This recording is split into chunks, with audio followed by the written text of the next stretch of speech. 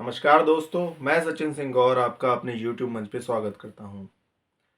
अयोध्या का भगवान राम के बाद क्या हुआ और किस स्थिति में अयोध्या पहुंच गई कि बार बार वो उजड़ी और बार बार उसका निर्माण हुआ, ऐसा क्यों हुआ?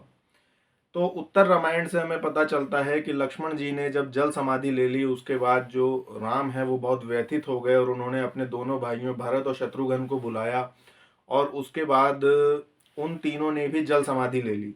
लेकिन इससे पहले उन्होंने अपने राज्य को, जो आर्यवर्त था, इक्ष्वाकु वंश का जो राज्य था, उसे अपने दोनों पुत्रों और 6 भतीजों के बीच में समान रूप से बांट दिया।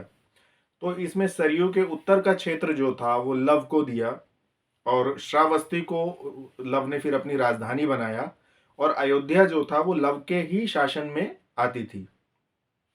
कुश को विंध्य के दक्षिण का क्षेत्र दिया गया जिसे आज हम छत्तीसगढ़ के नाम से जानते हैं।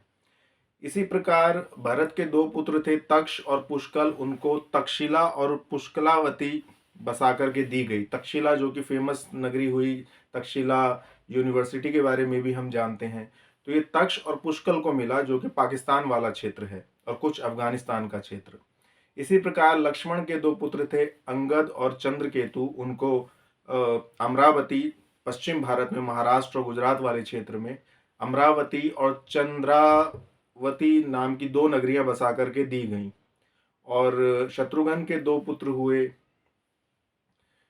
शत्रुघाती और सुबाहु शायद, तो उनको मथुरा और विदिशा का क्षेत्र दिया गया। तो इस प्रकार आठों पुत्रों और भतीजों में समान रूप से पूरे राज्य को बांट देने के बाद तीनों भाइयों ने जल समाधि ले ली। तो अयोध्या का जो क्षेत्र था वो लव के उसमें आता था, पर लव ने अपनी राजधानी दूसरी बनाई, श्रावस्ती को बनाया और इस प्रकार धीरे धीरे धीरे जो अयोध्या नगरी थी वो उजड़ती चली गई। इसका वर्णन फिर हमें कालिदास के रघुवंशम में मिलता है, जिसमें उन्होंने लिखा है कि एक बूढ़ी नगरी के तौर पर अयोध्या आती है और कहती है कभी मेरा भी वैभव रहा था, मैं भी एक भव्य नगरी थी। तो उसके बाद कहते हैं कि परमार वंशी राजा सम्राट विक्रमादित्य ने, जिन्होंने विक्रम संवत भी चलाया था, उन्होंने इस नगरी को खोजा और इसको फिर से भव्य रूप प्रदान किया। राम जन्मभूमि वाले क्षेत्र पर उन्होंने राम मंदिर का निर्माण किया, राम घाट, लक्ष्मण घाट बनवाए और 360 मंदिरों का निर्माण इस क्षेत्र में किया और इसे मंदिरों की नगरी के रूप में एक भव्यता प्रदान करी। उसके बाद ये नगरी इसी तरह से भव्य रही काफी सालों तक, काफी समय तक, लेकिन फिर धीरे धीरे श्नेष ने ये नगरी उजड़ने लगी। तब 11वीं शताब्दी में लगभग विक्रमादित्य के 1000 साल बाद गहड़वाल वंशी सम्राट महाराज गोविंद चंद्र हुए, जो कि महाराज जयचंद्र के दादा लगते थे। उन्होंने फिर से इस मंदिर का पुनर्निर्माण किया और इस नगरी का फिर से जीर्णोद्धार किया और अयोध्या फिर से वैभव को प्राप्त हुई, जो कि कई सौ सालों तक वैसा ही चलता रहा। आगे चल करके हम देखते हैं कि बाबर के सेनापति ने जो मंदिर था उसको ध्वस्त किया, नगरी को नुकसान पहुंचाया और उसके बाद से फिर लगातार ही ये मंदिर के लिए संघर्ष चलता रहा और अयोध्या उजाड़ सी ही रही। अयोध्या का तीर्थ स्थान के क्षेत्र में एक महत्व रहा, लेकिन वो मथुरा, द्वारका या जगन्नाथपुरी जैसा नहीं रहा। और अयोध्या की एक सम्मान भी रहा, लेकिन अयोध्या को वो स्थान ना मिला जो उसको मिलना चाहिए था और वो एक उजड़ी हुई नगरी के तौर पर ही रही। और इसके बाद फिर गोरखनाथ मठ ने इसके उद्धार के लिए कार्य किया।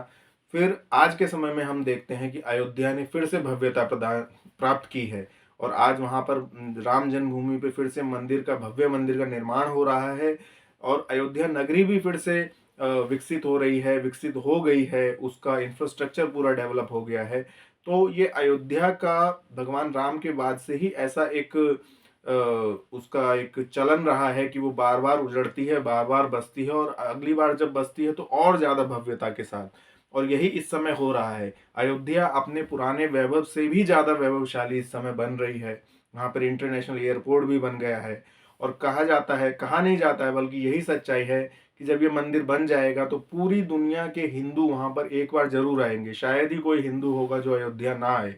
और तीर्थ यात्रियों का कहिए या इसको टूरिस्ट कह लीजिए, उनका तांता वहां पे लगा रहेगा और अयोध्या भारत के सबसे विकसित नगरों में से एक हो जाएगी आने वाले समय में। तो ये अयोध्या का इतिहास था और मुझे लगता है अयोध्या फिर से अपने पुराने इतिहास को प्राप्त नहीं होगी, यानी कि वो नहीं उजड़ेगी और इसी तरह भव्यता के साथ सदियों तक बनी रहेगी।